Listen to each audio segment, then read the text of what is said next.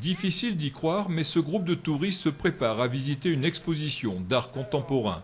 Gilets de sauvetage, combinaisons, canoë-kayak et quelques centaines de mètres plus loin, c'est la première découverte, une œuvre monumentale posée sur le lac en forme de virgule. Cette performance a nécessité une autorisation spéciale de la mairie. Le principe en fait c'était de lier l'art, l'environnement et le sport. On est très attaché aussi au partage et voilà, à rendre accessible l'art contemporain. Rira bien qui rira le dernier, une cinquantaine de ballons baudruches qui éclatent les uns après les autres à cause du soleil et du vent, à l'image du profil démographique de la station balnéaire et de ses hordes de touristes l'été.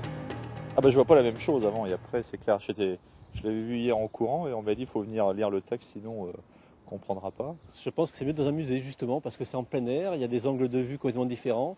Il y a aussi une liberté d'accès, de perspective et d'angle de vue. Avec mon épouse, on a pu un petit peu prendre quelques photos à notre façon, en plaçant le kayak de telle ou telle façon. Et ça, c'est intéressant. Une expo visible aussi de la route et de la piste cyclable. Même les pêcheurs au carnassier se prêtent au jeu. Ils nous posent des questions un petit peu sur les dunes, ce qu'on pêche et aussi sur les œuvres. Mais bon, on ne sait pas trop quoi leur répondre parce que bon, on n'est pas trop là pour ça, on est là surtout pour la pêche.